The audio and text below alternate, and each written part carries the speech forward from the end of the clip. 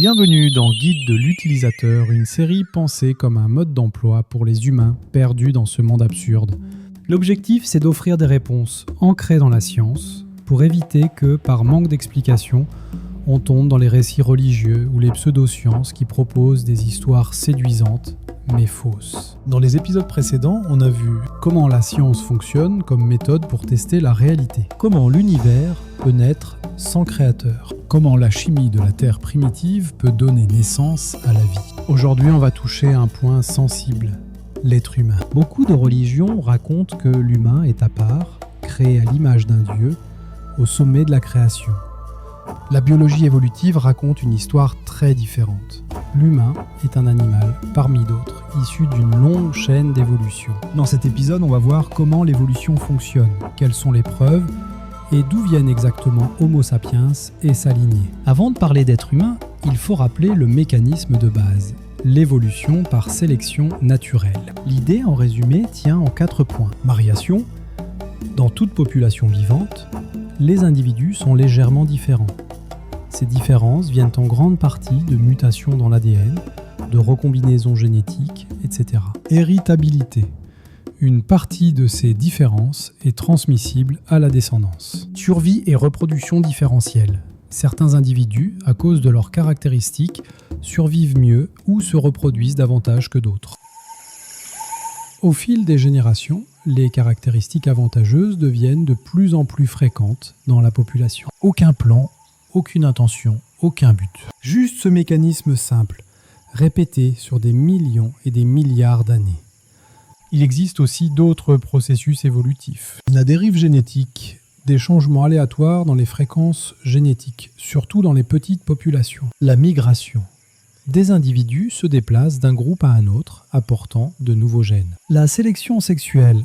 Certaines caractéristiques augmentent les chances de trouver un partenaire, même si elles sont coûteuses, comme la queue du paon. En combinant tout ça, on peut passer petit à petit de bactéries à poissons, de poissons à amphibiens, à reptiles, à mammifères, etc. Et nous, humains, on est juste une des branches de cet arbre gigantesque. Quand on parle d'évolution humaine, ce n'est pas juste une théorie dans un livre. Il y a plusieurs types de preuves convergentes. Les fossiles sont des restes ou des traces d'organismes anciens. Os, dents, empreintes. Dans le cas des humains, on a aujourd'hui toute une série de fossiles qui montrent une transition progressive depuis des primates proches des grands singes jusqu'aux humains modernes. On voit des crânes avec un volume cérébral qui augmente avec le temps, une face qui devient moins projetée vers l'avant, une mâchoire qui se réduit. Une position du trou occipital, là où la colonne se connecte au crâne, qui se déplace, indiquant une posture de plus en plus bipède. On voit aussi l'évolution du bassin, des fémurs, des pieds, tout ce qui concerne la marche debout. Aujourd'hui, on peut comparer directement notre ADN avec celui des autres primates. Résultat, nous partageons environ 98 à 99% de notre ADN avec le chimpanzé, notre plus proche cousin vivant. Quand on regarde les gènes, on voit des séquences quasiment identiques. Des gènes communs qui ont juste subi quelques mutations. Des éléments vestigieux, des morceaux d'ADN qui ne servent plus à rien, mais qui trahissent notre histoire. Par exemple, des gènes liés à la fabrication de la vitamine C, actifs chez d'autres mammifères, mais cassés chez nous. On peut aussi comparer notre ADN avec celui de fossiles d'Homo neanderthalensis ou d'autres humains anciens. On découvre alors qu'il y a eu des croisements. Les humains modernes, hors d'Afrique, ont une petite proportion d'ADN néandertalien. Notre anatomie trahit notre parenté animale. Nous avons une colonne vertébrale, comme tous les vertébrés. Une main, avec 5 doigts, comme les autres mammifères tétrapodes, un squelette interne, une cage thoracique, un crâne, etc. Pendant le développement embryonnaire, l'embryon humain présente des structures qui rappellent des stades plus anciens. Des fentes pharyngées qui évoquent les arcs brochures des poissons, une queue embryonnaire qui régresse ensuite. Ce n'est pas un design spécial humain, c'est un bricolage évolutif. On construit du nouveau à partir de l'ancien, pas à partir de zéro. Commençons notre histoire plus précisément. Nous faisons partie de l'ordre des primates, qui inclut les lémuriens, les singes, les grands singes, chimpanzés, gorilles, orang-outans, et nous. Parmi eux, nous appartenons à la famille des hominidés, les grands singes. Et plus précisément à la sous-famille des homininés qui inclut nous et nos ancêtres plus proches depuis la séparation avec la lignée du chimpanzé. On estime que la lignée humaine et celle des chimpanzés se sont séparées il y a environ 6 à 7 millions d'années. Cela ne veut pas dire que nous descendons du chimpanzé. Ça veut dire qu'il y a 6 à 7 millions d'années, il existait un ancêtre commun qui n'était ni un humain ni un chimpanzé, mais dont sont issues 2 branches. L'une a donné les chimpanzés actuels, l'autre les humains. Parmi les premiers hominidés identifiés, on trouve Sahelanthropus tchadensis, environ 7 millions d'années, un des plus anciens hominidés connus découverts au Tchad. Son crâne montre déjà des indices d'une posture plus verticale. Aurorine tugenensis, autour de 6 millions d'années, découvert au Kenya avec des caractéristiques suggérant la bipédie. Ces espèces ressemblent encore beaucoup à des singes, mais quelque chose commence à changer. La façon de se tenir, de marcher, de se déplacer. Ensuite viennent les australopithèques, entre 4 et 2 millions d'années avant nous. Parmi eux, Australopithecus afarensis, l'espèce de la célèbre Lucie, découverte en Éthiopie. Australopithecus africanus, trouvé en Afrique australe.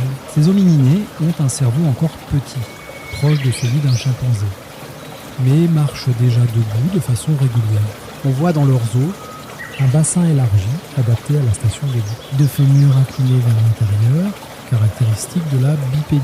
Des empreintes de pas fossilisées, comme celle de l'Aetoli en Tanzanie, qui montrent une démarche bipède moderne. Leur vie est probablement partagée entre les arbres et le sol. Ils ne sont pas encore des « humains », mais ils ont déjà brisé un tabou majeur. Se tenir et marcher sur leurs 2 jambes. Pourquoi la bipédie est-elle importante ? Elle libère les mains, ce qui à terme permet de manipuler des objets, de fabriquer des outils. Elle permet de voir plus loin dans la savane. Elle peut être plus efficace pour la marche sur de longues distances. La bipédie est une adaptation fondamentale avant même le gros cerveau. Vers 2,5 millions d'années émerge le genre Homo. Homo habilis est souvent présenté comme l'un des premiers représentants du genre Homo. Il a un cerveau un peu plus grand que les australopithèques. Et surtout, on trouve à côté de ces fossiles des outils de pierre taillés, très simples, galets aménagés.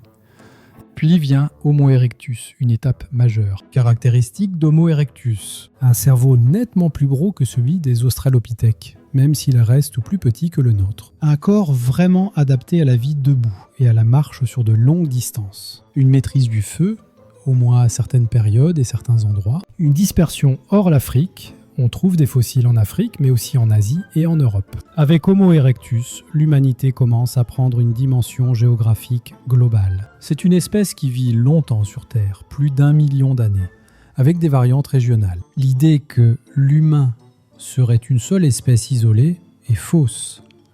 Pendant longtemps, plusieurs espèces d'humains ont coexisté sur Terre. On peut citer Homo heidelbergensis, un probable ancêtre commun des Néandertaliens et des humains modernes. Homo neanderthalensis, l'homme de Néandertal.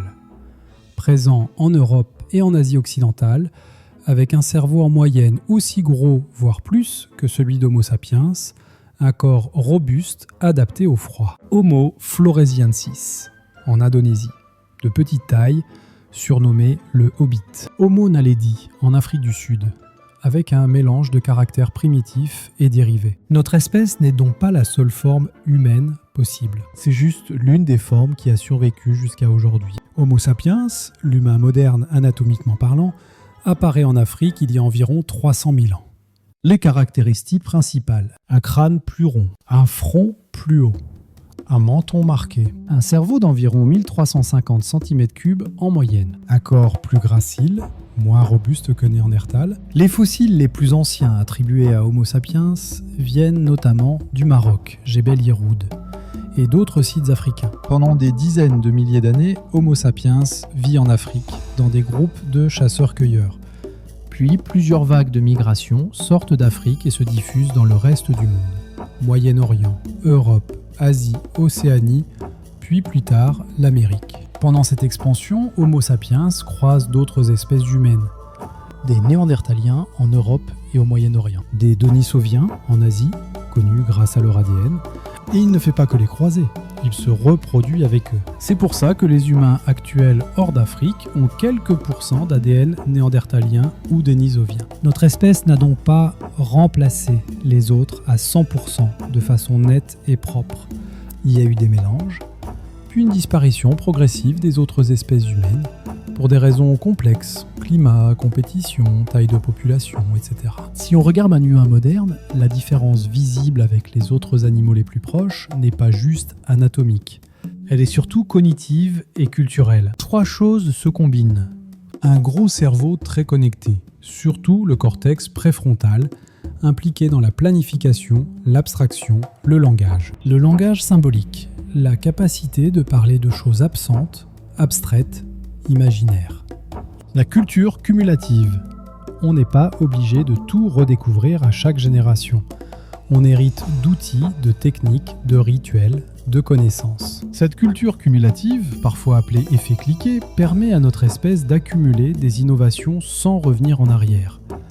Une génération invente un outil, la suivante l'améliore. La suivante en combine plusieurs. En quelques milliers d'années, on passe de pointe en pierre à des fusées. Aucun autre animal n'a montré un effet cumulatif de cette ampleur. Certains oiseaux ou primates ont des traditions locales, des outils simples, mais ce n'est rien comparé à la vitesse et à l'ampleur de l'accumulation humaine. C'est ce qui nous donne l'illusion d'être à part, au-dessus de la nature. En réalité, notre cerveau est un produit de l'évolution, comme nos mains ou nos poumons. Il est juste particulièrement doué pour fabriquer des mondes symboliques. Religion, philosophie, science, art. La science de l'évolution nous donne une leçon brutale mais libératrice. Nous ne sommes pas tombés du ciel. Nous sommes des primates. Nous partageons un ancêtre commun avec les chimpanzés, les gorilles et plus loin avec les autres mammifères, les reptiles, les poissons et même les bactéries. Cela casse le mythe religieux de l'humain créé à part, en dehors de la nature. Mais en réalité, ça peut donner plus de sens, pas moins. Parce que nous sommes reliés à tout le vivant, par des liens réels, pas symboliques. Notre intelligence, notre capacité morale, notre empathie sont des produits de l'évolution sociale. Nous ne sommes pas au centre de l'univers, mais une petite branche parmi d'autres sur un arbre gigantesque. Cela peut faire peur. Mais ça peut aussi rendre plus humble, plus responsable. Nous sommes juste une espèce qui a eu la chance de développer une intelligence puissante. La question est, qu'est-ce qu'on en fait ? Merci d'avoir suivi cet épisode de Guide de l'utilisateur. Si cette vision de l'être humain comme animal évolué, pas comme création magique, vous aide à voir plus clair et à sortir des illusions religieuses, voici comment vous pouvez soutenir ce projet. Partagez cet épisode avec quelqu'un qui croit encore que l'humain n'a pas pu venir du singe. Mettez un like pour aider à rendre ce contenu plus visible. Rejoignez-moi sur Patreon. Le lien est dans la description. Votre soutien régulier me permet de continuer ce travail en profondeur. Faites un don sur Ko-fi. Même quelques euros font une différence concrète. Dans le prochain épisode, on ira encore plus loin à l'intérieur de nous-mêmes. Cerveau, conscience, âme. Que suis-je vraiment ?